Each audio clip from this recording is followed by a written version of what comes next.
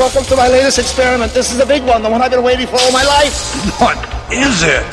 Try to imagine all life as you know it stopping instantaneously and every molecule in your body exploding at the speed of light. Oh my God.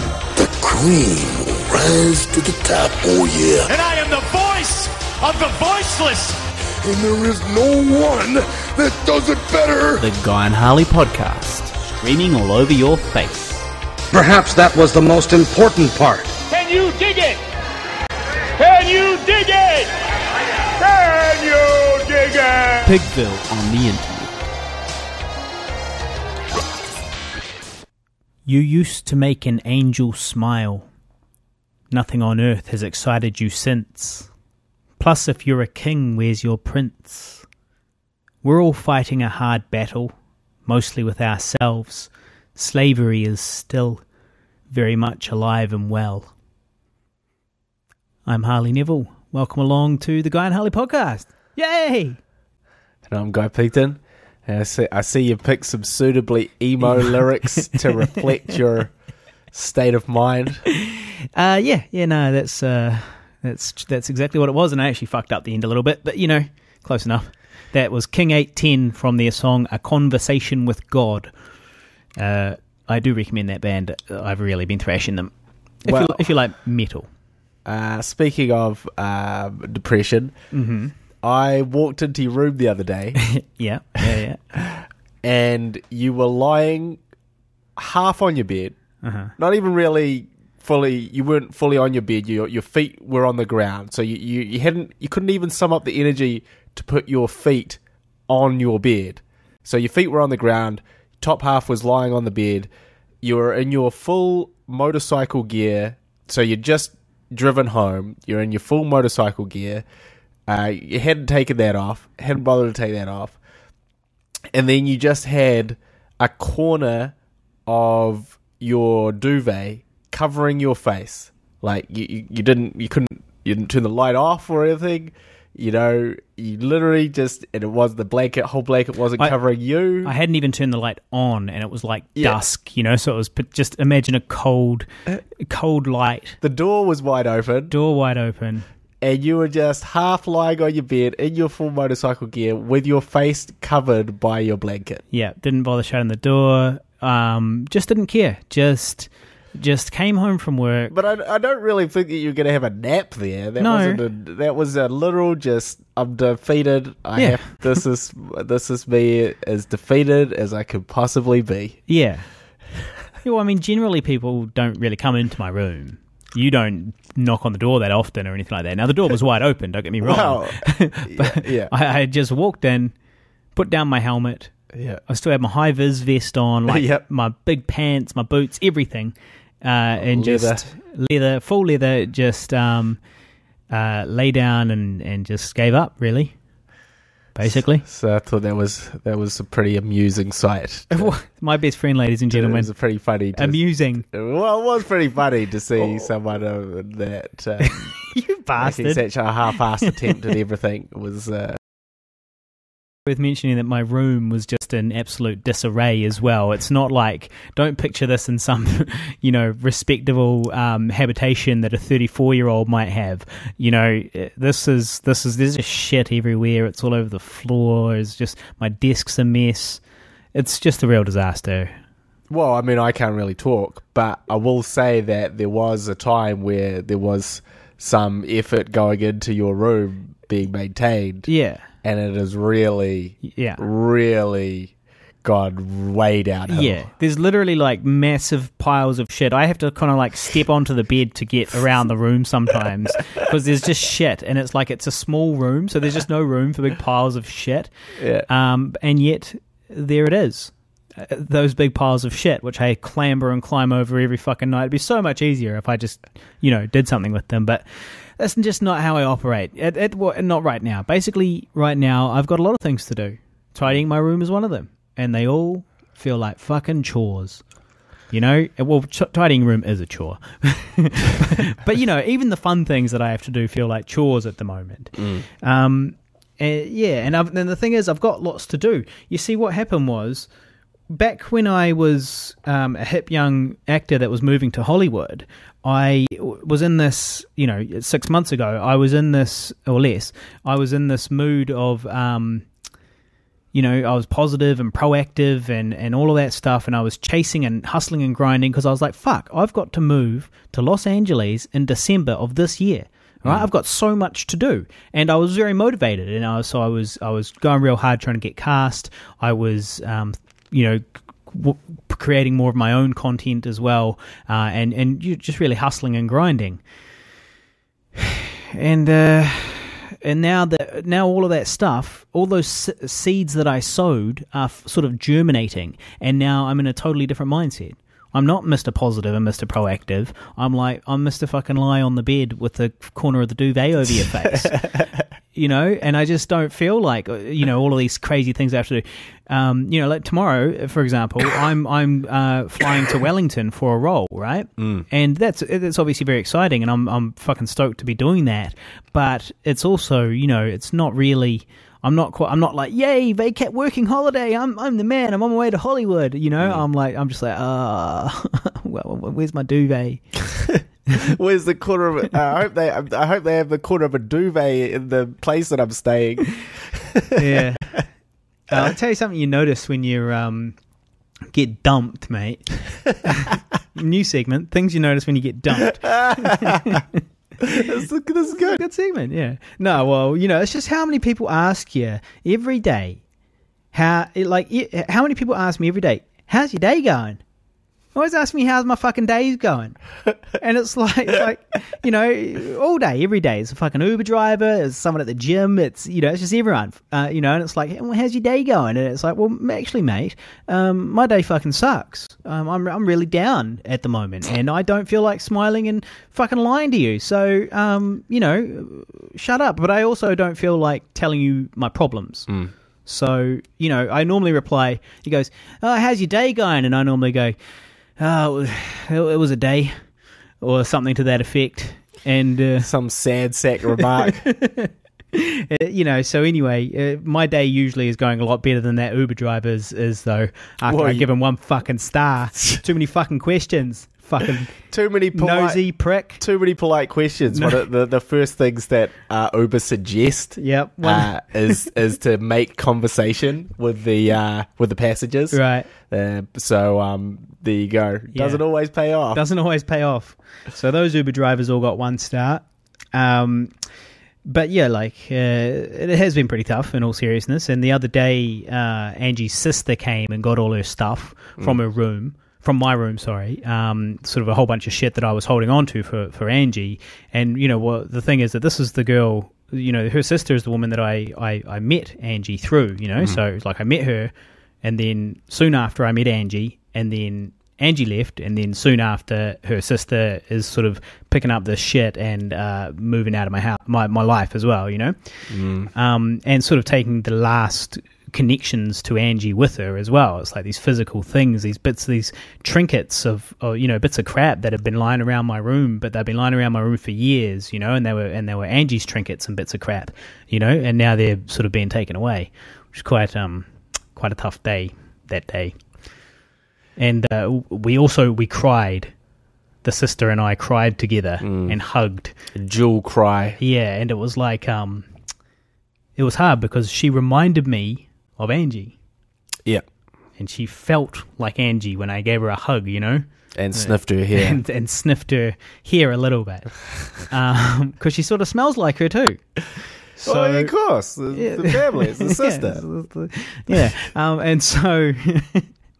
So that was pretty emotional and tough, and then she got in the car and took all that shit sort of with her and drove out of my life, leaving me just alone on the porch. And it was tough. Well, don't really have anything more to contribute to that. Right. The good thing is, at least, you don't have to. You're not having to move anywhere. Yeah. Because that's when I had my breakup. Yeah, to move as well. I had to move as well. Yeah. And moving is not good at the best of times. No. But when you're broken up with someone, is that, again, you talk about that not motivation to do anything and sort of just being like, why anything? Yeah. Why anything right now? So, yeah, that's a small glimmer of hope. Well, I mean, on to that, I would say I did actually have to move twice, at the time that Angie was leaving. So I moved twice within 6 weeks and got ripped off $1,000 worth of stuff the second time I moved. I forgot about that. Thanks to Bull 18. I forgot about Bull 18. Never use Bull 18. They're a house moving company in New Zealand and Australia. Do not use them. Did they say they were going to give you some money, maybe? They did, and then they never did it, Right. I was like, yep, cool, all right, I'll take it. It's a shit deal. It was like $250. Yeah. And I'm down like nearly $1,000. And then they're like $250, and I took it. And then they just literally just never replied to me. And I kept on hounding them, and I kept on threatening them with putting them on TV and shit. But in the end, I was like, fuck all this drama, and I just moved on with my life. So $1,000 short. You didn't put them on TV? No, I could have got them on. There you go. Well, I was thinking about it, and I do have connections in the building, so I think I'd be able to get it in front of them easy enough, Well, yeah, funnily enough, the company, no names here, but the company that I work for was on Fair Go recently. Right, yeah. The security company that I work for was on Fair Go. Right. They just popped up there, so I mean, I'll let you draw your own conclusions on that. But there you go. Back to that point, though. Yeah. Is that where were we? Breaking up, moving out. Yes, I did move out twice. I moved out twice. I had to move freaking 2 times, and I got ripped off, and I knew Angie was leaving like the week after, kind of thing. So that was very similar. But anyway, on the upside, I do. So my upside has been completely negated. It has been, yes, but I do have an upside. Okay. Which is that the shit that her sister took away with her. Has been taken out of my tiny little room. So you got more room. So I've got more room, which is nice. And yeah, now the hole in my room where her stuff was gapes like the hole in my heart. Well, this has been a pretty positive podcast so far. Yeah. Well, look, this is a filmmaking podcast. And it's a podcast about our lives. This is a big part of my life. You might have to expect a few downer episodes. But look, I'll tell you something. Since that last episode went out, I've had 3 separate listeners, all of whom can remain anonymous, tell me that they're going through breakups at the moment. So... Well, look, it's good to hear, guys. Not that you're going it's good to hear, guys. Not that you're going through breakups, but just that, you're along for the ride and you can relate. Yeah, for sure. Yeah, so... and to you 3, stay strong. Stay strong. I'll stay strong too. We'll do it together as a team. And Guy can just fucking sit here and bear it. And, and the other 97 listeners too. Let's not forget them. Also, if you're wondering why I'm a little bit blocked up today, I've had a cold. I was violently ill last night. The shits, vomits, the works. Yeah, I'm a bit concerned because I'm a bit concerned about having to sit next to him. Well, you should be. You should be concerned. Yeah, I don't want to get sick before my holiday. Yeah, look, you should be concerned. I think the only thing I can say about this is that. Yesterday, I could not move. I was lying in bed, sweating, coughing, vomiting. Couldn't when you're feeling so bad that you can't I can't watch something right now because I feel too sick, and I can't sleep because I feel too sick. So I literally cannot do anything but lie here. That's how I was feeling, and that's what I did. I just lay in my bed all night. But I do feel a lot better today. I still don't feel great. I still feel pretty fucking bad. But compared to yesterday I was at the point where I was like, if I get any worse from this point, I'm going to have to ask Harley to take me to hospital.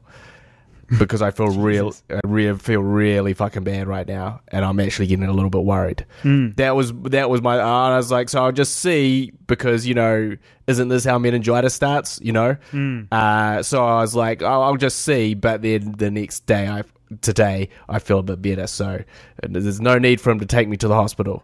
So I'll just say that if I do give it to you, it'll probably be this 2-day cycle. Oh, great. So you'll feel horrible, absolutely horrible for a day. You won't be able to do anything. If that's the day you're meant to be filming, sorry, you can't do it. Can't move, can't do anything, so you won't be doing that.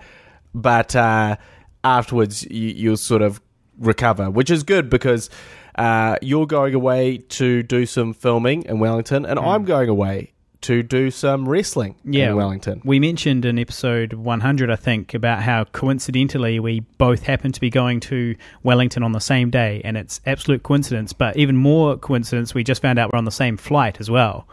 So, but it's just complete, absolute random chance. You can't separate us. Basically. No matter how hard you try. So yeah, we're both going down there. I'm going down for Bernie Rao's film, which is called My Lover, My Lazy Boy, and Bernie Rao's a Hardy Hundy listener, although he's probably not listening at the moment because he's midway through. He'd be fucking busy. Principal photography. He wouldn't be listening to anything right now. No, he's on day 15 of principal photography. Except the voices in his head. Yeah. Day 15 today, I'm pretty sure, of principal photography, and I don't know how many he's got left, but apparently I've got 3 days, so he's got at least 4 more days from now.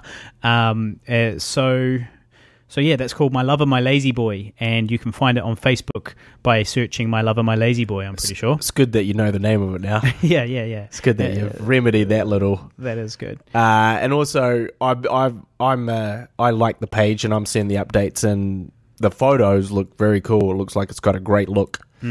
So, if nothing else, they're visually on point. Yeah. I've seen a cut of, you might recall I said that I had infiltrated a group of rich Ponsonby filmmakers, young rich Ponsonby filmmakers that were shooting a film with good gear and looked really good. This Logan Marshall. It turns out that he's actually a farmer, does not live in Ponsonby, is not a young rich Ponsonby person at all. So that's just me making assumptions. But anyway, I've actually seen a cut of. He might be a rich farmer, though. We might be a rich farmer. Some farmers are quite rich. I think he said he wasn't rich. Right. You know who says that they're not rich, though? Rich people. You know it, right? Yeah. You fucking know it. Well, they don't get rich by not being cunning like that. And you don't get rich by throwing it around in other people's faces. Yeah, everyone starts asking you for shit. Exactly. Well, anyway, I've seen a cut of his film, which is looking awesome. It's called Uber. It's about an Uber driver. I'm pretty sure that I've changed the name. I'm pretty sure they've started, like, he was listening to the podcast and he's plagiarized the Uber files. Yeah. He is a Hardy Hundy listener. Just for the record, you might be onto something here. And then he cast me in it because he wanted to, because he felt bad. He wanted to give us something out of it too. Yeah. Maybe. Well, I'll ask him and let you know. I'll look forward to catching that. It does look good though. Anyway, was my what I was going to say. He's doing 2 versions of it though. There's one for a competition, and that's got to be shorter. So that's the one I've seen. And then, but he's got a bigger one coming, which apparently, and I'll have a bigger part in that because I've only got like a couple of lines in this short version. Yeah, but it looks good anyway. And he's actually just released a little teaser. So I'm going to share that on the Guy and Harley Facebook page, facebook.com/Guy and Harley. Go there, hit like, keep caught up. The Uber files, right? Might as well just open one of these up again, just quickly. Oh. Early in the show, early? Yeah, fucking. It's 18 minutes in. Yeah. Straight into the Uber files. Is that I had an incident with... I was taking a group of girls out into town. And when I say a group of girls, I mean girls in their probably mid-30s. So women. Yeah, women. Women, yeah. And anyway, one of them was like blatantly hitting on me the whole time. Oh. And was like, like, oh, do you ever take any of your customers home? I literally take them all home. I was like... That's literally my job. I guess the implication being... to bed. Yeah, I got that. And all this stuff. And anyway, she was very touchy, right? She was very touchy, and she was touching me up and like, do they do this? Do they do this? Like touching me and stuff. And I was like, well, wait, just hang on, just for the listeners here, just paint a picture. Was she hot? Yeah, she was. She was a good-looking lady. But I guess frantically tossing off your handbrake and looking at you. But I guess my whole point of it was like, and we all just laughed it off, We're like, yeah, all right, see you later. Thanks a lot. Thanks for groping my penis. But switch those roles. The Uber driver reaches his hand across, rubs the lady's face, and rubs his hand down her shoulder. Fucking full-blown sexual harassment. Full-on sexual harassment. Now, the rules are different, man. The rules are different. Girls can just do whatever they want, and it's all just a laugh. Yeah, well, that's true, but I will point out one rather major difference between you and a woman, and the roles being reversed and so on, is that when a woman touches up a man inappropriately, that might be invasive for the man and by certainly no means pleasant or it's something that I'm encouraging or anything like that.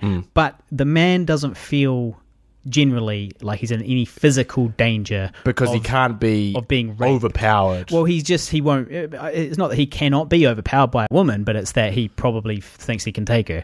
And so he doesn't feel like he's in any danger. Whereas if a man is feeling up a woman, there's the added element of the man has a physical advantage over her, and she is, there's might be nothing stopping him from doing more. So that's the difference I'd line up there. That's a very good point, Harley. Thanks, I'm full of them. That's a very good point. And I think that's true. But I also think that it's true that there is a contingent of people who are like, yeah, we just got to stop it with these creepy guys, these creepy, gropey guys just doing all this creepy, gropey stuff. This Uber driver, and it's one like, Uber driver in particular. And it's like, yes, but but like you talk about it, it's phrased and it just never happens the other way. And yet that is just not true. Well, it does happen all the time, but it's just that whole thing of I really sincerely feel like, as a man, for me, being groped by a woman is less traumatic than a woman being groped by a man. And it's probably to do with that whole physicality fear thing, where it's like, for me, it's like, it's like, haha, you wish, whereas maybe it's a bit more intimidating, the reverse, so it's more of a trauma, sorry. Yeah. That would be my guess. But yes, you're absolutely right. There is some sexism out there against us men, and I'm going to tell you all about it. Now, this is risky business. This is such a hot topic. Here we go. This is such a hot topic. Now, I'm just trying to grab my note here. But basically, there was this woman on Facebook who posted a status. Yep. Why is it that all of my posts about shitty men bring all the shitty men to my posts? Trying to prove that they're not shitty men by being even more shitty. This is cool. I like that update. I like that as a Facebook post. Do you? I was like, oh, for fuck. I was like, come on, man. That right there is sexist. You are making me feel bad just for being a man. I didn't do anything, and all these shitty men generalizations. Now, I know she's talking about guys that are shitty, not me, but it should have generalization. It should have been shitty people. That's what I said to her, but that's not what I said first. Here's what I said first. Also, this person, right, there's not one of your friends. Well, she's on my Facebook friends list, but I don't know her in real life. She's American or something like that. This is what you've got time to do because you've neglected all your other duties, is to get into Facebook fights. No. This was like the only one I've been in lately. Okay. So anyway, I just copied and pasted it back at her, right? But I changed it to shitty women. So why? I see what you did there. Why is it all my posts about shitty women bring all the shitty women to my posts, trying to prove they're not shitty women by being even more shitty? I like what you did there. Yeah, well, you turned it back round on her. That's all I did. You turned it back round. All I wanted to do was just show her how that actually looked from the other perspective, you know, like if you turn it around, right? Yeah. And then I got all this drama. Right. Oh mate, it was fucking pages of it. But of like, you're hijacking the status. You're hijacking the status. Yeah. And then I was like, come on, guys. These are generalizations. This is still a generalization you're using. When you make a post about shitty men, it is a sexist thing. Yeah. And it's an ist of some description. And to further my point, I copied and pasted it again. And this time I said, why is it that all my posts about shitty black people bring all the shitty black people to my posts? Oh, boy. Trying to prove they're not shitty black people by being even more shitty. You know, and it's like, how can you try and deny that is an ist statement that, it was sexist and racist and all of that stuff? You just can't deny it. But there was pages of people trying to deny it. But I won. None of them had any really good retorts to me. Like, none of them really could have anything. And they started posting memes and all that shit, silly memes as if that's going to hurt my feelings or something. Interesting. I missed all that. Don't know why I didn't see any of that. Right. Oh, well, it was not on my page. It was on her page, and she's deleted me since. Oh, right. So yeah, that's that. Now I've got a little bit of fan feedback here from Eric. Eric, I won't say his last name. He's a beer lover, presumably. Okay. He says, I came across your Not Wanking podcast, and I got to tell you how amazingly hot you are. I love the beard. The thinning hairline. I know it, brackets. I know it bothers a lot of people, but I find it totally sexy. Love your ink and your hot furry body, and those killer blue eyes are the icing on the cake. Cheers from the States. So that's very lovely, Eric. Thank you very much. There's a very flattering message. Nothing too seedy in there. But nothing like to bring you back up, like after a breakup. And what was that? The hairline line again? I love the beard, the thinning hairline. The thinning hairline. I know it bothers a lot of people, but I find it totally sexy. Yeah. Yeah, so I'm feeling good about myself. And I can always rely on the beer-loving community to make me feel good about myself. I'll tell you that. And I do regularly get these types of messages. And I'm not discouraging it. It's fine. I like it. Keep it up. Don't increase it, though. Okay? It's a good amount right now.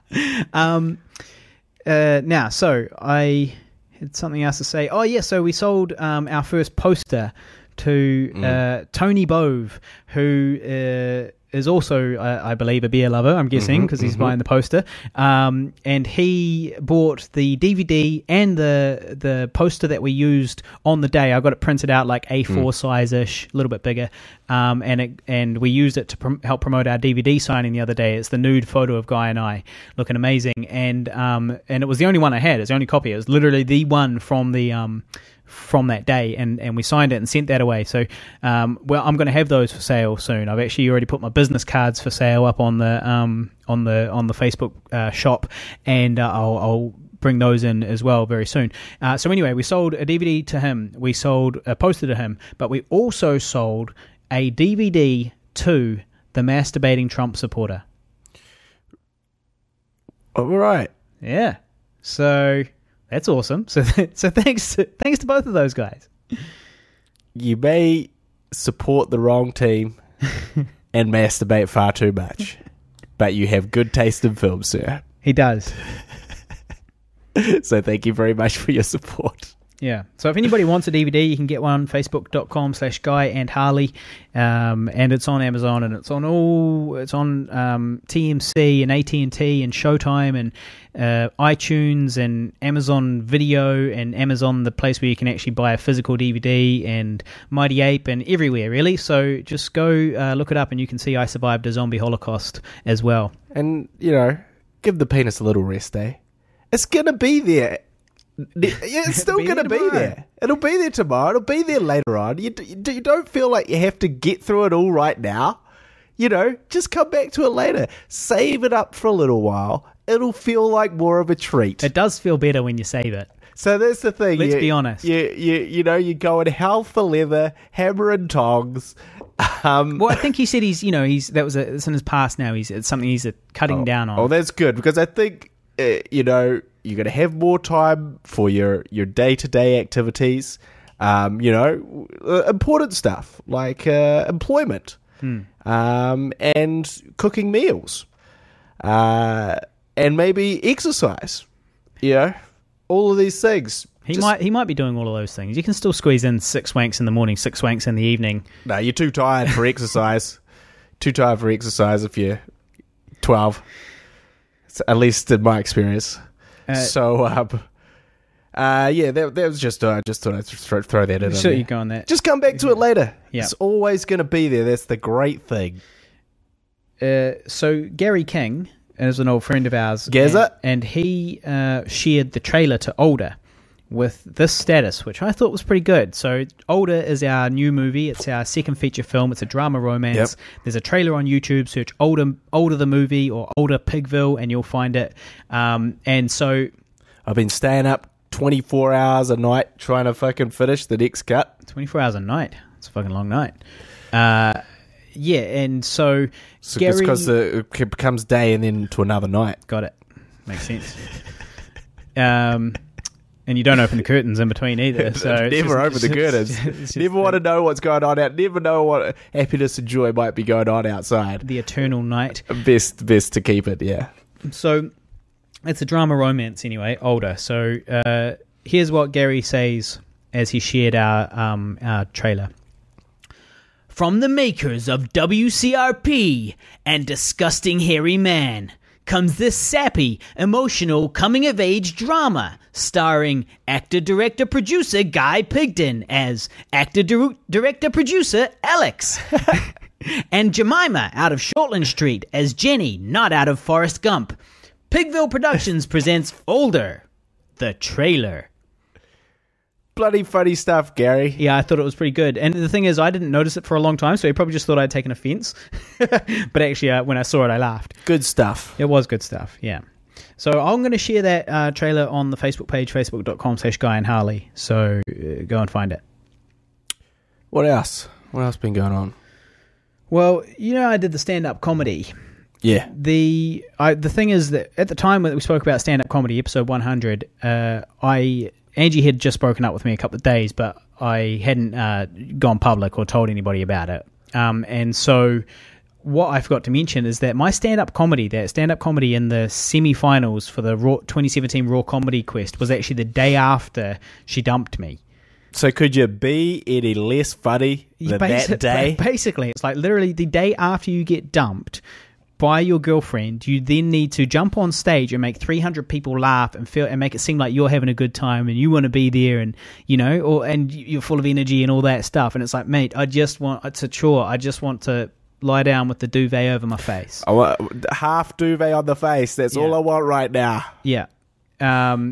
So yeah, and then as an interesting note though, I'd like to point out that the performance before that, which was my qualifying, I guess, performance, was, as I mentioned, the best performance I'd ever done. I felt like it was one of the best performances of my life over poetry or comedy, potentially like the best stage presence I've had kind of thing. I was like, man, it was awesome. And no sarcastic clicking? No, none of that. But do you know what's funny? It was not long after she left to go to America, because we were doing long distance for a while. It was not long after she left for America, right? But at the time, my mindset was, I'm moving to Hollywood. I'm traveling to the other side of the world. So I was all pumped up, and I was just like in the zone. And so my best performance ever was then, and then the next one was way shitter. But yeah, I guess it's just the point is that it's really important to have a good mindset.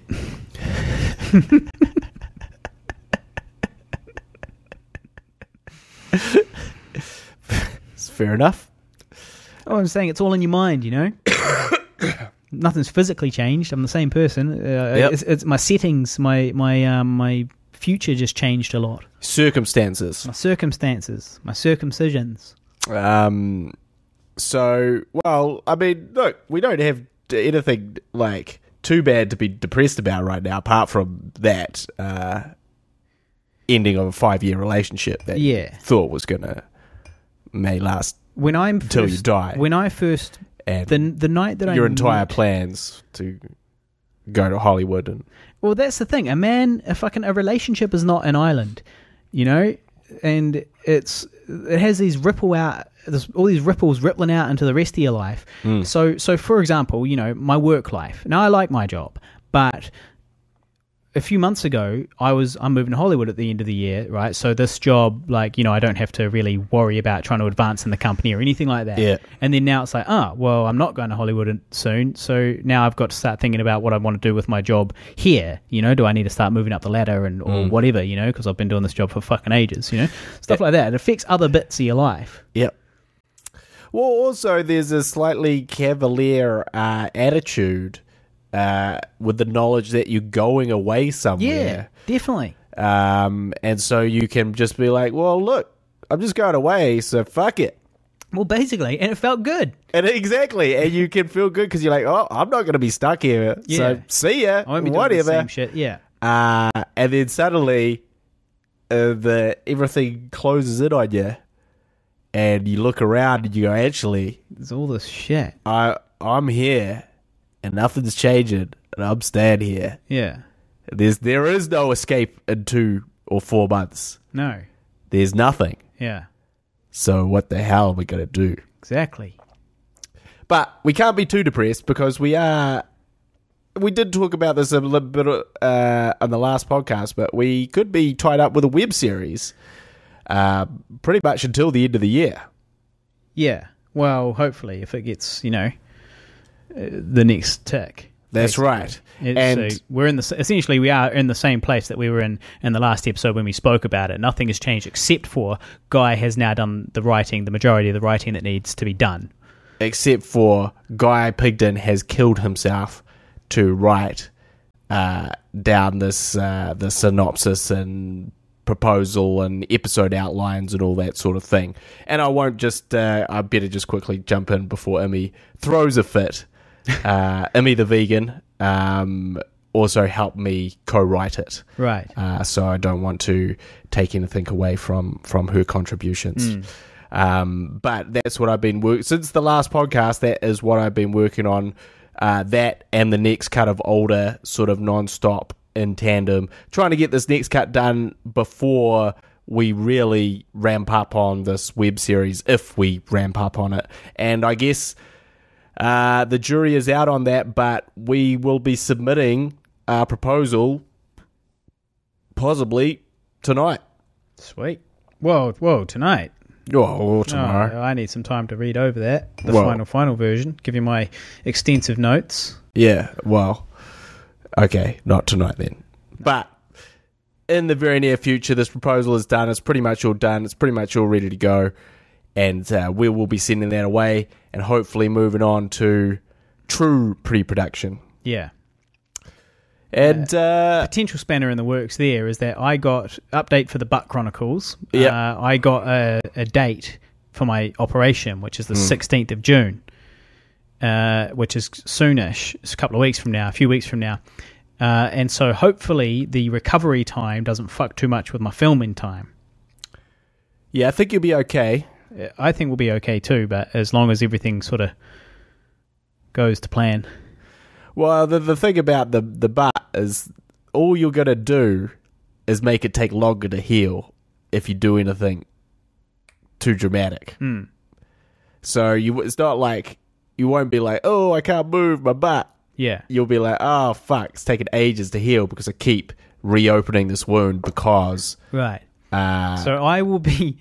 So Guy, what Guy's saying is that, Harley, I will be expecting you to rip open your butt wound consistently because day after day. In the name of Pigville. In the name of Pigville. In the name of Pigville. Yeah. And I won't be able to argue with that because he'll be like, what's in the name of Pigville? And I'll be like, well, I guess you're right. Well, also, like, you know, your character, as it stands, is not often seen. So, you know, he's not doing too much. Yeah. In terms of, like, leaping over fences and doing backflips and stuff like that. Right. So both of which I'm capable of, if you care to cast me. Backflips on a tramp, obviously. Haven't done one for about 10 years, but I reckon I still got it. Backflips on a trap. It's a pretty cool skill to have. It's pretty funny to list that. Backflips on a tramp. Backflips on a tramp. Yeah, I'll put it on my acting portfolio. But you've had time to look at the outline. Yeah. As I was writing it, as is often the case, I was pretty depressed. Mm-hmm. And really battling. But then when I sort of went back through it and looked at it, I was like, oh no, actually I think this is pretty good and it's going to work. It could be really awesome. Yeah. Yeah. So as a slight recap, hopefully it looks like we're going to get funding for this found footage horror. I don't know if you said all that. Did we say that? Yeah. Or, you don't remember that? You said that you wanted to say the genre, and you wanted to say it was a found footage horror. Oh, I thought we just said horror. Now you've thrown in found footage. No, I'm sure you said found footage. Well, someone said it now, that's for sure. No. I'm pretty sure if you go back to 101, you said found footage horror. Okay. I mean, I don't know. I was drunk and crying for most of that podcast. Yeah. But I didn't give a shit about what you were talking about. But well, there's a change. No, normally I care a lot.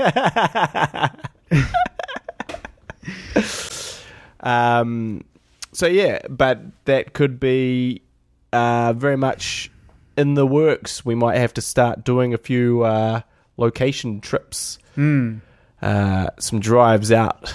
So we'll hopefully have some more updates about that in the next couple of episodes. What else? I mean, there's probably a bunch of feedback. We should probably talk about some feedback or something, shouldn't we? Forget what feedback? Do you have some feedback? No, from episode 101. Well, I told you that 3 people said that they're going through breakups too. That was some of the feedback. Also, Scott said that when you were whining for, a few people. So Scott said when you were whining that he was thinking like, stop bitching when you were whining about the feature film. Oh, fuck off, you motherfucker. Let me just tell you something, you fucking little shithead. Number one, okay, you haven't made a feature film and you haven't done all the fucking things. So he's saying stop whining. Yeah, stop whining. Tell you what, you'll be fucking whining when you do it. You'll be fucking whining your ass off. You'll be like, holy shit, all these things. This was the dream. I was going to be loving it. It was going to be awesome. Hold on.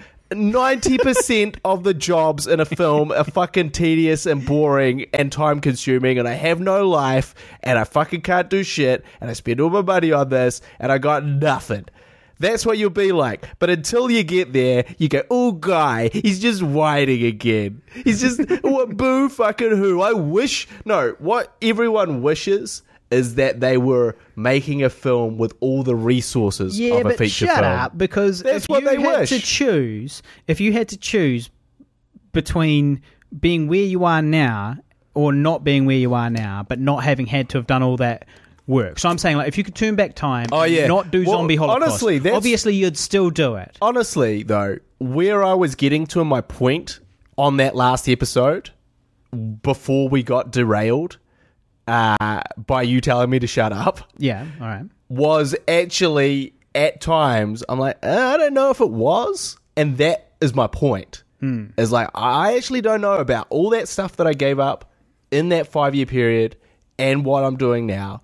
What would you say is the single, like, biggest sacrifice involved with making that film? What's the single sort of biggest thing for you that was a problem? That you lost, that you didn't get to do? I don't know. I don't know. It's hard to say because there was so many.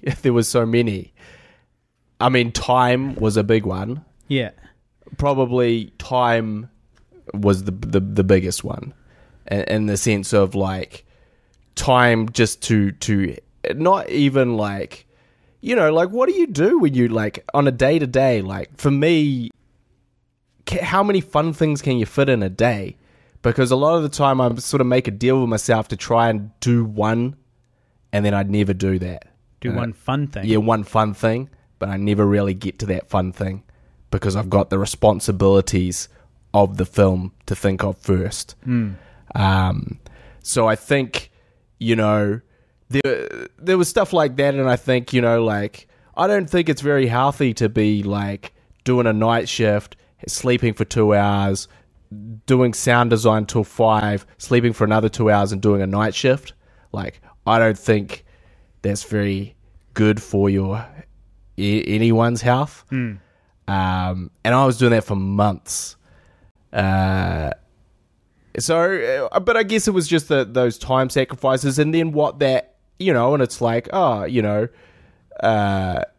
relationships, obviously, what in that time, where do you have time for a relationship? You don't. Well, you did go through a few girlfriends throughout that process. Keep going through girlfriends, left and right. And, and that's an issue because, that's the thing. And then you sit back because obviously there's a million great things that have happened with a zombie film and incredible sense of pride in a lot of these things. But, yeah, when you're plodding through whatever those tedious bits are, you're kind of like, well, was it really worth it? Or if I just had great laughs with my friends and done cool stuff and traveled to exotic locations and sort of done all these adventures that I'd have time to do, would that have actually been as fulfilling and as fun? Well, I reckon it wouldn't have been. well, it would have been more fun, obviously. It would have been more fun, and you would have learnt things that you did not learn as a result of not experiencing these things. But you learnt so much stuff that is being used for older. So all those horrible things that you had to do, as you did them, you were getting those life experiences and learning what not to do next time. Yeah. Which did make older a way smoother shoot and way smoother everything so far. Yeah.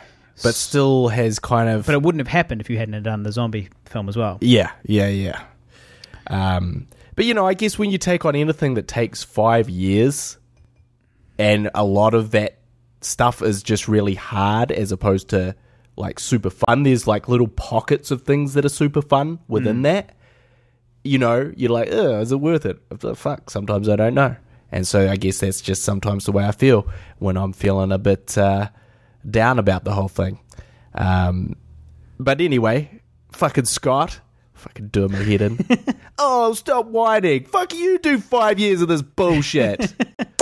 Fuck's sake. I'm pretty sure somebody else, I got some other feedback. I don't actually know who it was, but somebody else was said along the same lines. Well, also, I should say, too. But I don't want to say the wrong name in case it wasn't, and they get drilled you just blew up Scott. Well, also, I will also say this. If I was them listening to me, I'd think the same thing. Yeah. I'd be like, fuck, man, I've been working 10 years, 15 years, 5 years, 3 years to do what you did.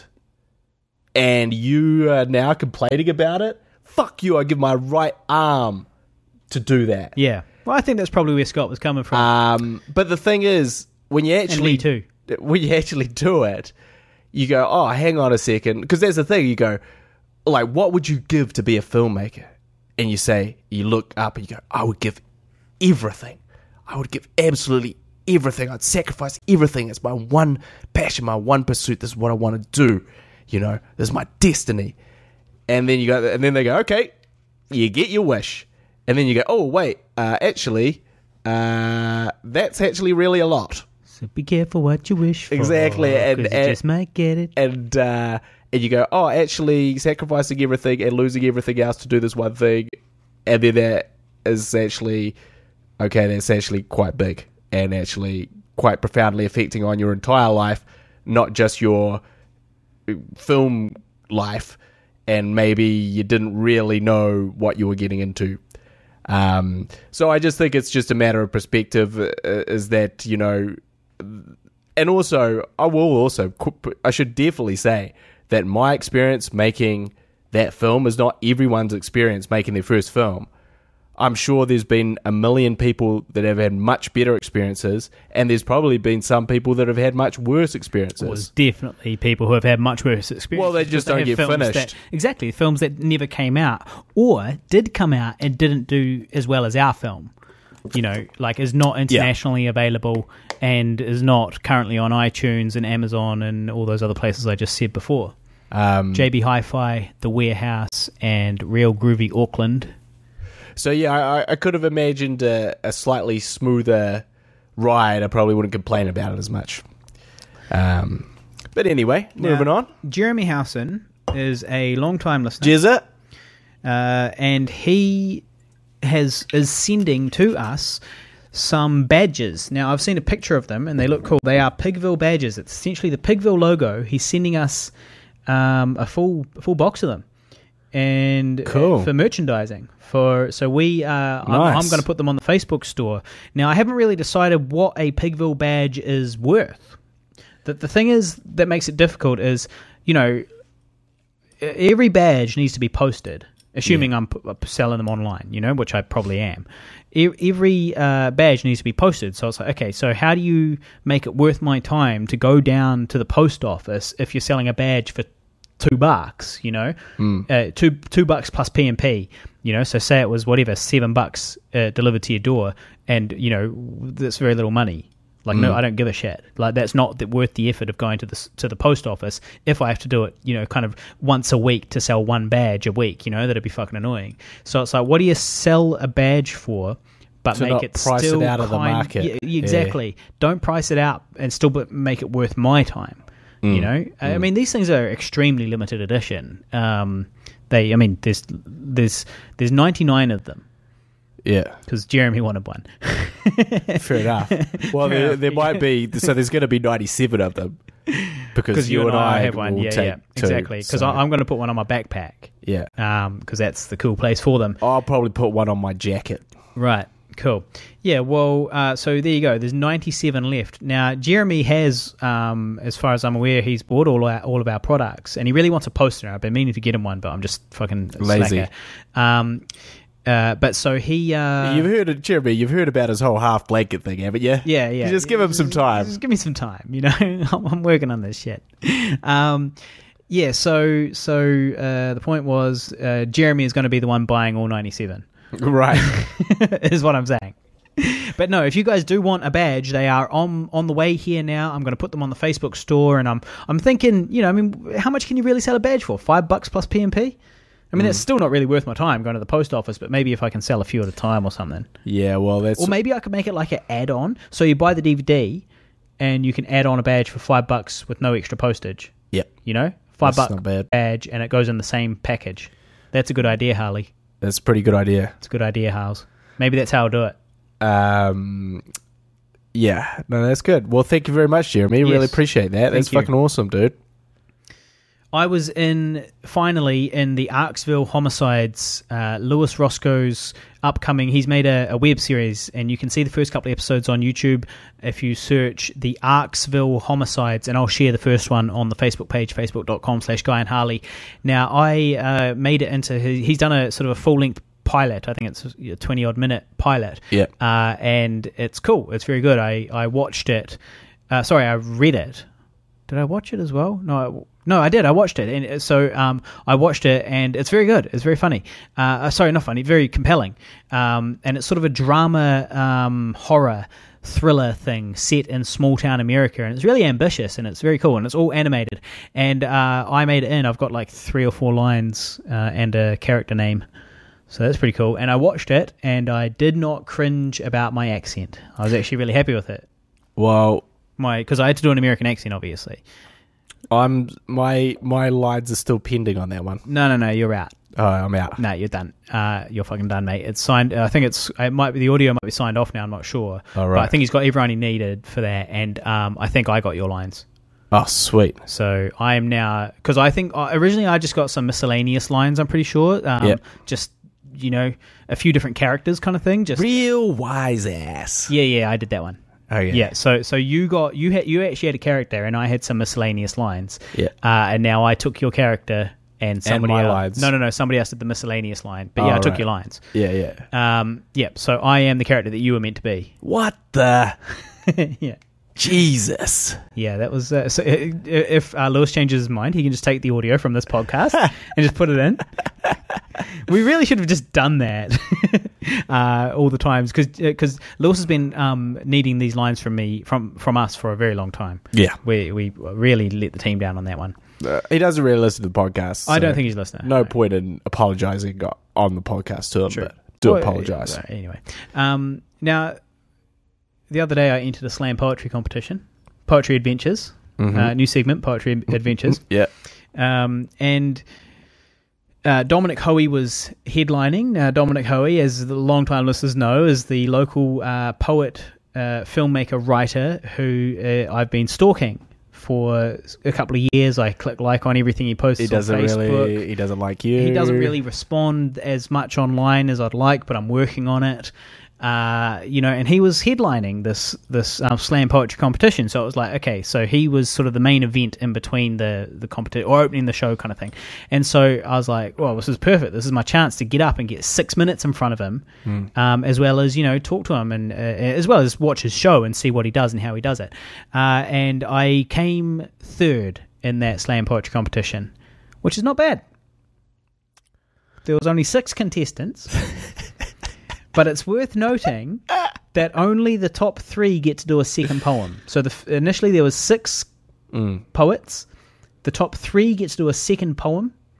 And you came last of those 3. I came last of those 3.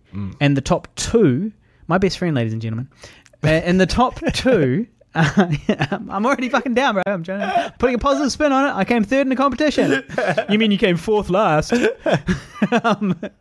And so, anyway, only the top 2 made it through to the finals. Right. So I missed out by 1, is what I'm saying. But anyway, Dominic Hoey was there. I did get to perform in front of him. It did go very well. Now, I did not want to perform. It's worth noting. Again, I was in the everything's a chore. I just want my blanket sort of mindset. But I signed up anyway because I was like, well, I just need to stay active. Yeah. I think it's really important to keep going to the gym, so I've been gymming a lot, and I've been saying yes to performance stuff. You have been going to the gym a lot. You've been going to the gym. I mean, this is a funny coincidence, isn't it? Anytime someone gets single, they suddenly get into way better shape. Well, look, I'm going to tell you about that.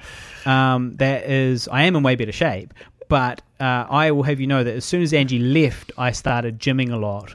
And it was nothing to do with her not being around. Well, I mean, it was in one sense, but it wasn't because she wasn't around. It was because I suddenly had a lot more time on my hands, and at the same time as I had all this spare time, I moved into this flat, which is like 50 meters from my gym. There's no excuse. It's literally 50 meters from my gym. That's why I can go and do 20-minute workouts, because I'm like, I'll just go along, do some sets of some shit, and fuck off, and then I have a shower. I haven't even, I get up, I don't have a shower, I put on my gym gear, go and do a quick workout, and then come back and have a shower. It's like having a gym in your backyard. It's fucking convenient. It's almost like having a gym in your house. Yeah, it's pretty excellent. It's really excellent. And so anyway, A, it suddenly became incredibly easy. There was no excuse not to. B, I had a lot more time. And C, I thought I was moving to Hollywood.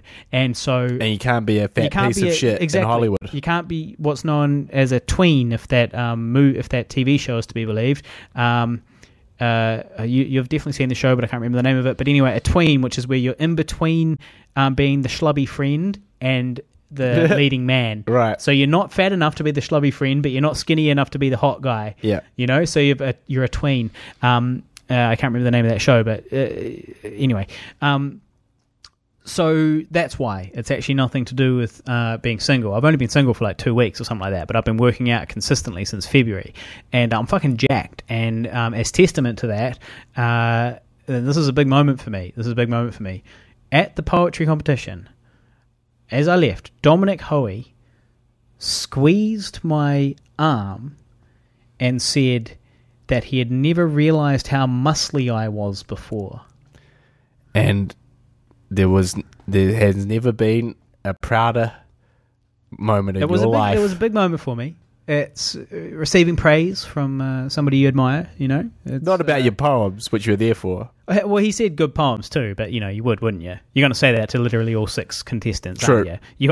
You're the starring act. All 6 contestants are going to, you're going to say something nice to all of them, basically. So I didn't take too much out of that. But I tell you what was funny was that I didn't really want to perform, right? I was really just doing it because it was such an opportunity to get in front of him and stay active and blah blah blah. To get in front of your best mate, my idol that I chase around.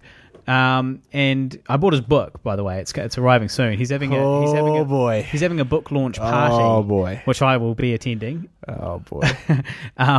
And so I've pre-ordered his book, a couple of months before it's publicly available. So anyway, I did not feel like performing though, and so I walked in the door, right? And I was just hoping for a large anonymous crowd, and I could just do my fucking poems. I did my poem about Angie and another one, and that's what I was hoping for. I walk in the door. What's the first thing I fucking see? The fucking clicker. Old Clicky McGee. The fucking clicker. The only person I don't want to see. And there's literally nobody else there. I'm the first person to arrive. The middle-aged white lady who was actually 20 years old. Yeah.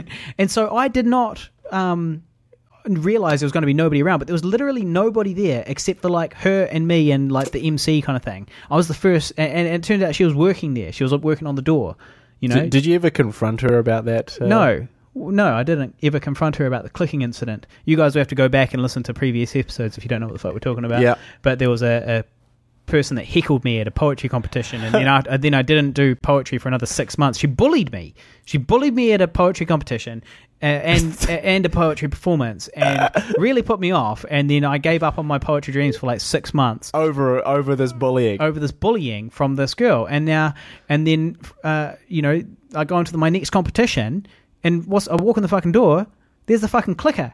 Your worst fears. It was in the same venue that she clicked at me last time as well. The only fucking venue. There's two venues. If you know, competitions are usually in a different place to where I normally attend. Fucking school yourself, mate, on the poetry scene in Auckland, okay? Frustrating me.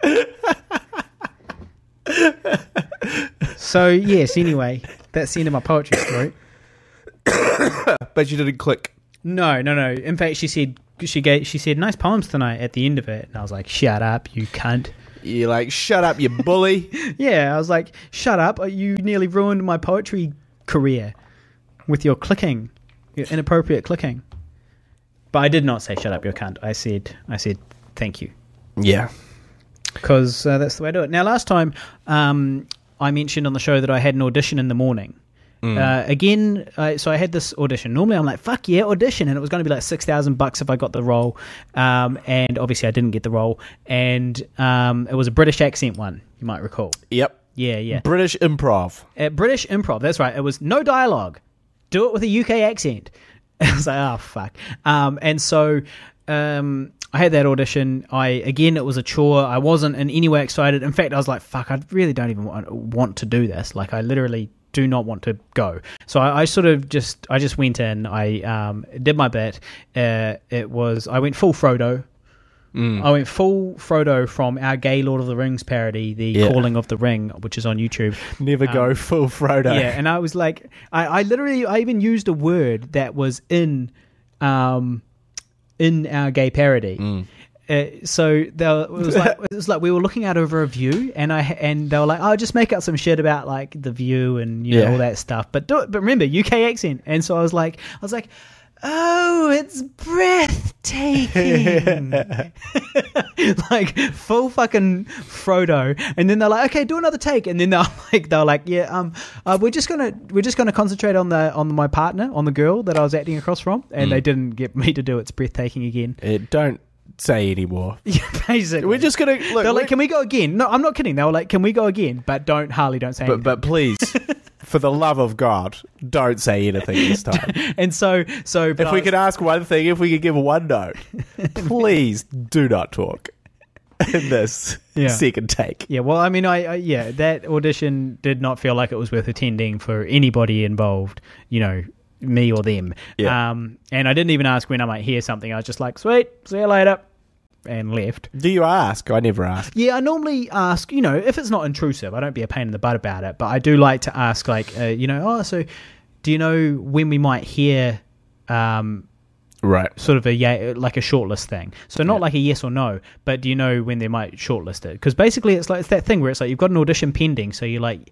until you hear no, you're like, oh, maybe it's yes, whereas if you go, oh, when do you reckon they're likely to make a decision, and they normally go, oh, well, actually it'll be by Friday. And then you're armed with that, and so you go, if you don't hear anything by Friday, you can kind of hope that maybe you'll get something on Monday, maybe even Tuesday, but beyond that you really can't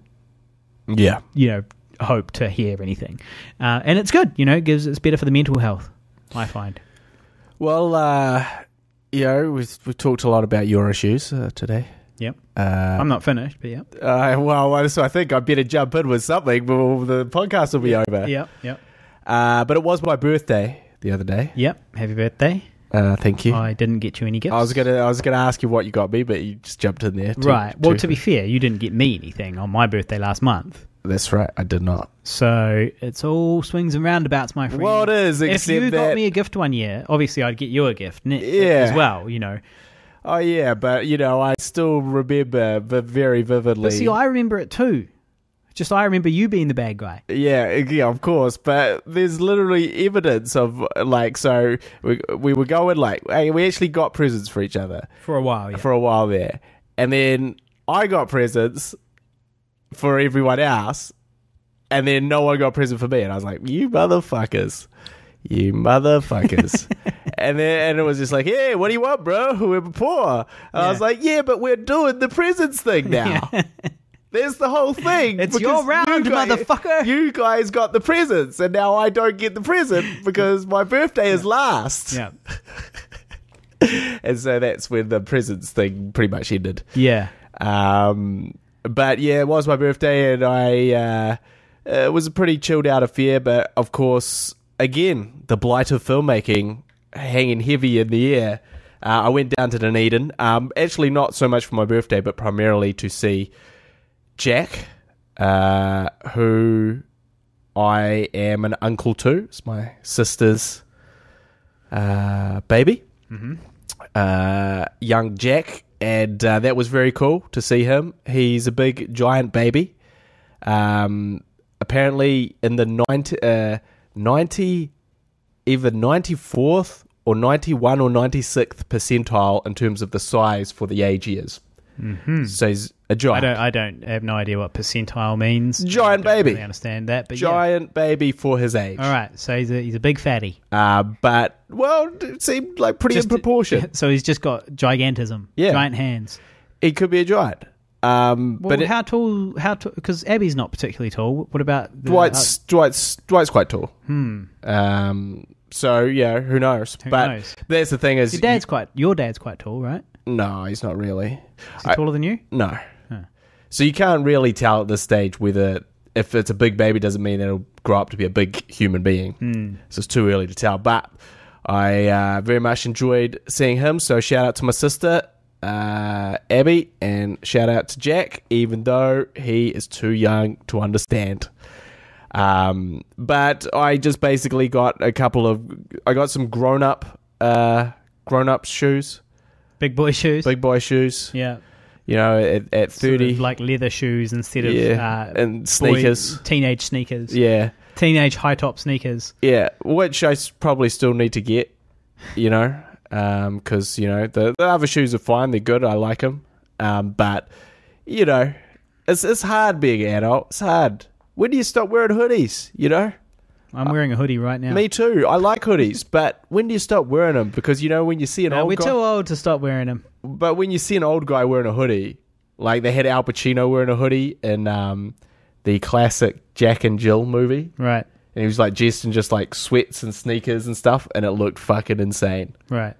And it was like, he can't wear those clothes. So there'll be a time, but it's probably not now for us. By the time that time comes around, you don't give a shit anymore. You're like, I'm going to wear something warm and comfortable. I guess so. I guess that's true. I'm pretty much there now. Well, yeah. What with your dad's dad? My dad fash? Your sneakers, your gym sneakers with jeans, combo, that you often rock when you need to walk somewhere. Yeah. If I'm walking somewhere, you get those. Got to wear the walking shoes. Gotta get those. And if you're wearing jeans, well, that's fine. You just have to wear the sneakers and jeans. Sneens. So, but I just wanted to say, if anyone wants to contribute to my birthday, because I don't think we mentioned this. Or maybe we did. Here we go. You're right, trying to ride my wave. Yeah, if anyone was you got to do it before the birthday, mate, or it doesn't work. It's only a couple of days after. You should have done it last episode. It's only a couple of days after. You're a failure. It's only a couple of days after. It's literally only a couple of days, and we can still do this. Guys. Okay. So, right, get them excited, guys. Yeah. If you want to help contribute, what are all the things that they're going to do? Oh, that's good. I thought you were just going to ask them for money or something. Yeah. Send the money to the Pigville. All right. Okay. So if you would like to contribute to Guy's birthday, now what that means is, say for example, you gave us $10. That $10 would be spent most probably on beers on the next episode of the show. You know, that's a beer. You're buying Guy a beer for his birthday. Yeah. So you put $10 into the PayPal account, and we'll buy a couple of Hogardens next time and celebrate Guy's birthday with them. Yeah. And so you can do that by going to paypal.com, and all you need is my email address, harleyneville@hotmail.com. That's Neville, harleyneville@hotmail.com, and you can deposit whatever you want in there in the name of Guy's birthday. Failing that, you can buy our DVD, which is also still kind of good for us. So effectively, it's like you might be buying a DVD for yourself, but it's actually Guy's birthday present. Yep. Think about that. That's pretty cool, right? You're buying Guy's birthday present for yourself. So you can do that if you go to facebook.com/ISAZH. That's for I Survived a Zombie Holocaust, and you can buy a personalized signed DVD from us, and we ship worldwide.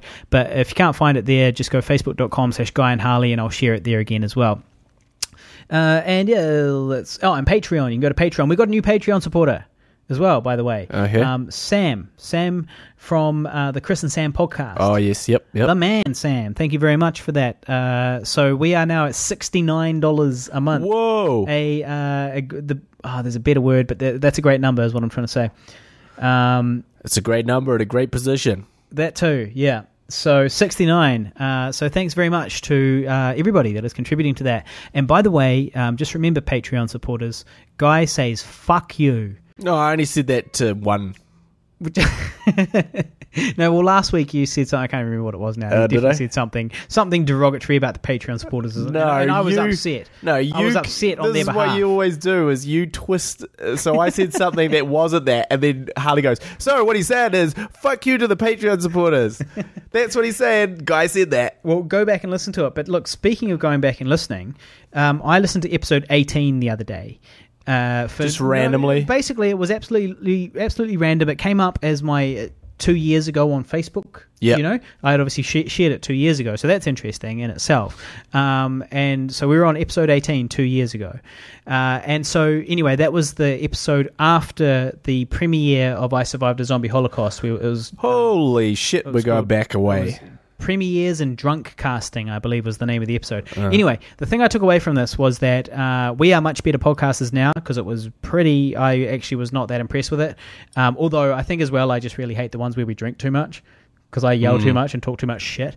But anyway, Jeremy Houston said that we should compile a compilation of poetry feedback from Guy, and there was actually a piece of poetry feedback in that episode, in that very episode, because I had just come last in a slam poetry competition, the first one I'd ever entered, and I was feeling pretty blue, and it was the day after actually, and so Guy had a piece of advice for me. He said, quote, "Don't give up on the poetry, mate. You've got to keep hope alive. I think you're a good poet. I think you're a very good poet. I think poetry is gay, but you're good at it." It's a quote from Guy. So it's the first one there. And those sentiments remain, you know? Those sentiments are still 100% true. Also, I was talking about the Butt Chronicles on episode 18, which was 2 years ago. So that's how long I've been living with this condition. So this is how long the house system takes to work over here, folks. Yeah. But, you know, straight after my birthday, transition to Armageddon, Tauranga, and my wrestling debut. That's right, people. I've been talking about it for a while. About exactly a year. But I made my pro wrestling debut at Armageddon Tauranga. And it was pretty cool. So, for people that don't know, I've been training to be a professional wrestler for pretty much exactly a year now. I started I think on the 8th of June was my first thing, and it was to do a wrestling movie. Basically, one of the ideas I had, I wanted to do a movie about pro wrestling, kind of like a Rocky story, and I still want to do that. But I thought that I would, start training to do that, to film that, And so I didn't really have any more expectations beyond that at that time. I was just like, kind of do this, get a feel for it, understand it better, be able to write about it more competently, and, that's it. But of course, at one point, as we've also discussed on this podcast, I did dream of being a pro wrestler. A 16-year-old Guy Pigden made a bet with his friends, a couple $100, that he was going to be a WWE wrestling superstar at the age of 30, not some mid-card jobber, or he would give Harley... Quote, not a Saturday night jobber. Not a Saturday night jobber. And if he did, he would have to give me, Matthew Bain, Nico Medill, and there was one other, $100 each. I haven't made good on that. If he was not a professional wrestler of note or by age 30, he would have to give us each $100 each. And actually, you were like 14 when you signed that, not 16. Well, I'm glad that I had no concept of money back then. And he hereby gave Guy's honor. Now, Guy's honor is a big deal. If Guy gives Guy's honor, I mean, to be honest, this is actually the first time that Guy's ever broken Guy's honor to me. Well, let's call a spade a spade. That's true. Let's call a spade a spade. Guy broke Guy's honor. It's only broke when he turned 30. If I don't give you the money. Well, I am 34 now. Like you turned 34 3 days ago. You're 4 years overdue to give me a measly 100. I'm overdue. And so look, I don't mind if you break Guy's honor to Matthew Bain. You're right. I do care if you break Guy's honor to me. And Guy is Nico Medill. Guy's honor has been broken. Spinning down south. So Guy's honor's been broken. So I've physically got that contract. I could take a picture of it and put it on the internet. That contract is binding. I do have a physical copy on paper of that contract signed by you. So and if we carbon dated that, it would show that I did write that. 18 years ago. How many? 16. For that, but yeah. 16. How many years ago? 18. Something like that. 20 years ago. 20 years ago. It was 20 years ago. Exactly 20 years ago that I made this bet. I now debuted as pro wrestler. Yeah. Because basically what happened is I started training. I was like, fuck, this is fun. This is cool. This reminds me of all the things that I love about wrestling. So I'm just going to keep doing it. And who knows? Well, that's good for you. Now, it has taken quite a lot of time and effort from you, obviously, to get to this stage. It's already been a year. It's been a year, and that's two working hard. 2-hour training sessions per week normally. 4 hours a week has been contributed to this wrestling, which is a lot over the course of a year. 52 weeks in a year. Yeah, it's 200 odd hours a year being put towards this wrestling. There's also obviously you had to drive to Tauranga and put yourself up for a night. And you're going to Wellington tomorrow for wrestling as well, which is down in Wellington. You've got to find somewhere to stay in, all the flights and all of that stuff. And I'd just like to say that you're a dickhead because wrestling for you is poetry for me. Only my poetry performances were like, one night a week. Yeah. So all of that massive poetry argument that we had, what you're feeling is wrestling. Wrestling is effectively my poetry, and I'm not sitting here saying you should be concentrating on short films or something else like that. Well, I am concentrating on those as well. I mean, I don't think that, yes. Well, so was I. I guess so. But, everyone's got their hobbies. Exactly. But what was the argument back then? The exact argument? The argument, well, you have to go back and listen to it, the great debate.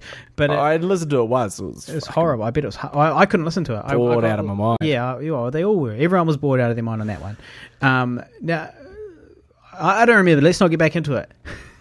But we actually need to wrap it up anyway.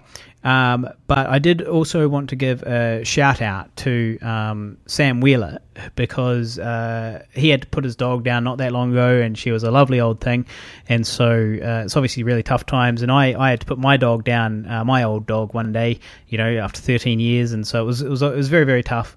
So I feel your pain, mate. So just and he's a listener, so chin up. And I hope you can get through it, and I sympathise with what you're feeling. Obviously, it's very tough to say goodbye to an old friend like that. Yeah, well, I remember when I had to put my dog down as well, and it was sort of...